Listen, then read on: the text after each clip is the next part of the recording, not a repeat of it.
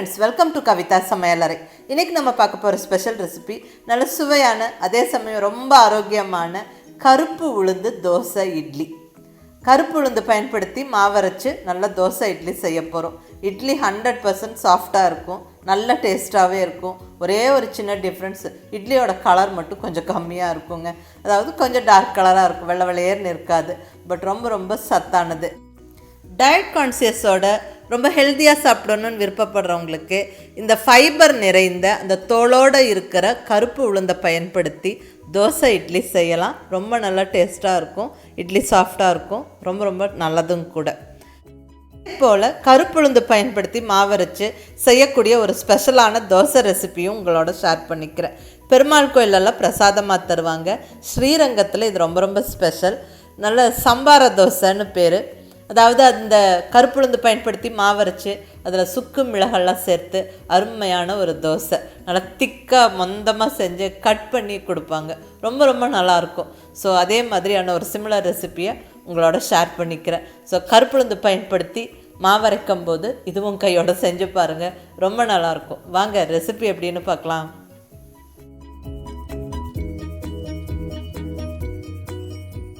இங்கே 1 டம்ளர் அளவுக்கு கருப்பு உளுந்து எடுத்துருக்கிறேன். பிளாக் கிராம் தால், மேலே தோலோடு இருக்கிற முழு உளுந்தம்பருப்பு 1 டம்ளர்.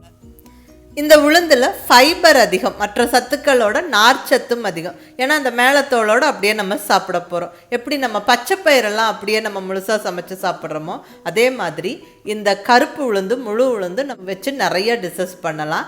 இப்படி இட்லி தோசை மாவு அரைக்கும் போது இந்த முழு உளுந்தை பயன்படுத்தியும் அரைக்கலாம். ஹெல்த் கான்ஷியஸோட நல்ல நார்ச்சத்து நிறைந்த ஹெல்த்தியான ஃபுட்டு சாப்பிடணும்னு விருப்பப்படுறவங்களுக்கு இந்த இட்லி தோசை நல்ல ஆப்ஷன். இங்கே தலை தட்டி 1 டம்ளர் முழு உளுந்து எடுத்துருக்கிறேன். இப்போ இதுக்கு நம்ம அரிசி அளந்து எடுத்துக்கலாம். இங்கே இட்லி அரிசி, புழுங்கல் அரிசி குவியலாக அளந்து எடுத்துக்கிறேன். அதாவது எந்த கப்பால் உளுந்து அளந்தமோ அதே கப்பளவில் குவிச்சு அளந்து 4 டம்ளர் இட்லி அரிசி, புழுங்கல் அரிசி எடுத்துக்கணும். இப்போ இங்கே 1 டம்ளர் கருப்புளுந்துக்கு 4 டம்ளர் குவியலாக அளந்த இட்லி அரிசி அளந்து எடுத்தாச்சு. இது கூடவே நல்ல ஒரு ஃபுல் ஸ்பூனுக்கு வெந்தயம் சேர்த்துடலாம். இப்போ உளுந்து நல்லா 2-3 வாட்டி கழுவியாச்சு. இப்போ இதில் நல்ல தண்ணி விட்டு நல்லா ஊற வச்சிடலாம். ஒரு 3-4 மணி நேரம் நல்லா ஊறட்டும். அதுக்கப்புறம் நம்ம கிரைண்டரில் சேர்த்து அரைச்சிடலாம். ஸோ உளுந்து கழுவி ஊற வச்சாச்சு. அதே போல் அரிசியும் வெந்தயமும் நல்லா கழுவியாச்சு. இப்போ தேவையான அளவு நல்லா தண்ணி விட்டுட்டு நம்ம நல்லா ஊற வச்சிடலாம். அரிசி வெந்தயமும் நல்லா ஒரு 3-4 மணி நேரம் ஊறட்டும். அதுக்கப்புறம் நம்ம கிரைண்டரில் சேர்த்து அரைச்சிடணும். ஒரு 4 மணி நேரத்துக்கு அப்புறமா நான் ஓப்பன் பண்ணி பார்க்குறேன். உளுந்து நல்லா ஓரளவுக்கு ஊறி இருக்குது. இப்போ இதை நம்ம கிரைண்டரில் போட்டு அரைச்சிடலாம். அதே போல் ரைஸும் நல்லா ஊறியாச்சு ஒரு 4 மணி நேரத்தில். இப்போ இந்த உளுந்தும் அரிசியும் தனித்தனியாக நம்ம கிரைண்டரில் போட்டு அரைச்சிக்கணும். எப்பவும் நம்ம இட்லி காட்டுற மாதிரியான பக்குவத்திலே தான். நல்ல உளுந்து நல்லா இப்படி காற்று மாதிரி வெண்ணெய் மாதிரி அரைச்சிக்கணும். கரெக்டான பக்குவத்தில் அரைச்சாச்சு. இப்போ அடுத்தது ரைஸ் பார்த்திங்கன்னா கொஞ்சம் நரன்னு இருக்கணும். ரொம்ப அப்படியே ஃபைன் பேஸ்ட்டாக அரைக்க வேண்டாம். நல்லா ஒரு 90% அரைச்சிடணும். கொஞ்சம் நரன்னு இருந்தால் இட்லி நல்லா வரும். ஸோ நல்லா அரைச்சாச்சு. உப்பு போட்டு எல்லாம் கலந்து மூடி வச்சு 7-8 மணி நேரத்துக்கு அப்புறம் ஓப்பன் பண்ணி பார்க்கும்போது நல்லா மாவு புளிச்சிருக்குது. மாவு புளிச்சதுக்கப்புறம் தான் நம்ம இட்லி தோசை செய்யணும். எப்பவும் போல் இட்லி தோசை செய்கிறக்கு எந்த ப்ரொசீஜரோ அதே மாதிரி தான். பட் உளுந்து மட்டும் நம்ம கருப்பு உளுந்து சேர்த்துருக்குறோம். நல்லா இப்போ கலந்து விட்டுறலாங்க. இப்போ நம்ம இட்லி ஸ்டீம் பண்ணி எடுத்துடலாம். இங்கே ஸ்டவ்வில் இட்லி பாத்திரம் வச்சாச்சு. நல்லா உள்ள தண்ணி விட்டு தண்ணி நல்லா கொதிச்சதுக்கப்புறம் தான் நம்ம இட்லி ஊற்றி வைக்கணும். அப்போ தான் நல்லா சாஃப்ட் அண்ட் ஃப்ளஃபியாக இட்லி வரும். இப்போ நல்லா மாவு கலந்து இட்லி பிளேட்டில் ஃபில் பண்ணி விட்டுட்டு நம்ம இட்லி பாத்திரத்தில் வச்சு விட்டு மூடி வச்சு ஒரு 8 to 10 நிமிஷம் ஸ்டீம் பண்ணி எடுத்தால் நல்லா ஜம்முன்னு நல்லா சாஃப்ட் அண்ட் ஃப்ளஃபியாக கருப்பு உளுந்து பயன்படுத்தி செஞ்ச இட்லி ஜம்முன்னு ரெடி ஆகிடுச்சுங்க. பாருங்கள், நல்லா சாஃப்டாக இருக்குது. இட்லி அழகாக வந்துருச்சு. இப்போ இந்த கருப்புளுந்து பயன்படுத்தி செஞ்ச இட்லிக்கு எல்லா விதமான சட்னி, சாம்பார், குருமா எல்லாமே நல்லா இருக்குங்க. எதோட வேணாலும் வச்சு சாப்பிட்லாம். ஜம்முன்னு இருக்கும். இட்லி நல்லாவே சாஃப்டாக இருக்கும். பாருங்கள், இட்லி நல்லா பஞ்சு போல் சாஃப்டாக இருக்குது. டேஸ்ட்டும் அட்டகாசமாக இருக்கும். ஒரே ஒரு சின்ன டிஃப்ரென்ஸ், இட்லியோட கலர் மட்டும் வெள்ளை வெளையர்னு இல்லாமல் கொஞ்சம் டார்க் கலர் இருக்கும், அது மட்டும்தான் இருக்கும். பட் ரொம்ப ரொம்ப ஹெல்த்தியான இந்த கருப்புளுந்து பயன்படுத்தி செய்யக்கூடிய இட்லியை செஞ்சு பாருங்கள், ரொம்ப நல்லது. ட்ரை பண்ணி பாருங்கள். இப்போ இதே மாவை பயன்படுத்தி செய்யக்கூடிய அந்த ஸ்பெஷலான தோசை ரெசிபியும் பார்த்துடலாங்க. இங்கே 4-5 குழிக்கரண்டி மாவு எடுத்து வச்சுருக்கிறேன். இதில் இப்போ அந்த ஃப்ளேவரும் நல்ல அந்த வாசனையும் கொடுக்கக்கூடிய ஸ்பெஷலான அந்த பொருட்களை சேர்த்துடலாம். நல்ல ஒரு 1/2 டீஸ்பூன் பெருங்காயப்பொடி, கூடவே நல்ல சீரகம் மிளகு 1-2 இடித்து வச்ச சீரகம் மிளகு, 1/2 டீஸ்பூன் சீரகம், 1/2 டீஸ்பூன் மிளகு இடித்து சேர்த்துக்கிறேன். கூடவே நல்ல சுக்குப்பொடி 1 டீஸ்பூன். இது ரொம்ப நல்லது, ஹெல்த் வைஸும் ரொம்ப நல்லது, ரொம்ப நல்ல ஃப்ளேவர்ஃபுல்லாகவும் இருக்கும் இந்த தோசையில். இப்போ இது கூட நல்ல ஒரு 2 கொத்து கருவேப்பிலை சேர்த்துடலாம், ஃப்ரெஷ்ஷான கருவேப்பிலை. அது போகவும் நம்ம மேலும் நல்லா கருவேப்பிலை போட்டு விட்டு தான் இந்த தோசை சுட்டெடுக்க போகிறோம். ரொம்ப நல்ல ஃப்ளேவர்ஃபுல்லாகவும் ரொம்ப டேஸ்ட்டாக இருக்கும். நீங்கள் ட்ரை பண்ணி பாருங்கள். சேர்த்த எல்லா பொருட்களும் சேர்த்து நல்லா மாவை கலந்தாச்சு. மாவே நல்லா கமகமன்னு வாசனையோடு இருக்குது. ஸோ இதில் இப்போ நம்ம தோசை செய்ய போகிறோம். இங்கே தோசை தவா நல்லா சூடாக்கியாச்சு.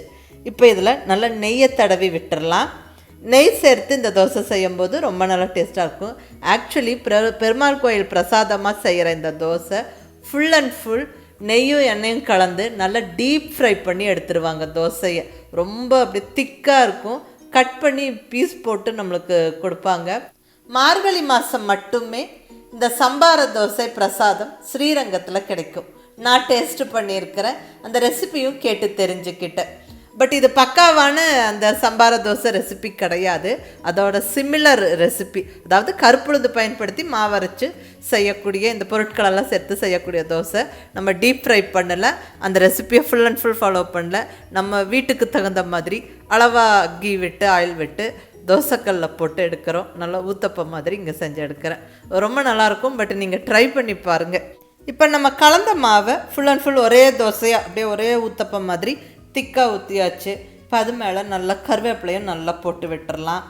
கூடவே நல்லா நெய்யை ஊற்றி விட்டுடலாம். நெய்யை எண்ணெய் கலந்தும் ஊற்றிக்கலாம். நல்லா கொஞ்சம் இங்கே தாராளமாக தான் நெய் ஊற்றணும்.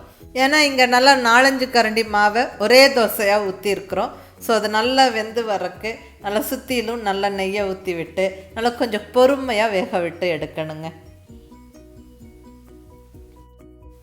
ஒரு லிட்டை வச்சு க்ளோஸ் பண்ணி விட்டுடலாம். ஸோ அது அப்படியே கொஞ்சம் பொறுமையாக வெந்துக்கிட்டு இருக்கட்டும். நல்ல ஸ்டவ்வை மீடியம் ஃப்ளேமில் வச்சு விட்டுட்டு ஒரு 3-4 நிமிஷம் அப்படியே விட்டுடுவோம். அதுக்கப்புறமா நம்ம நல்லா திருப்பி போட்டு வேக வைக்கலாம்.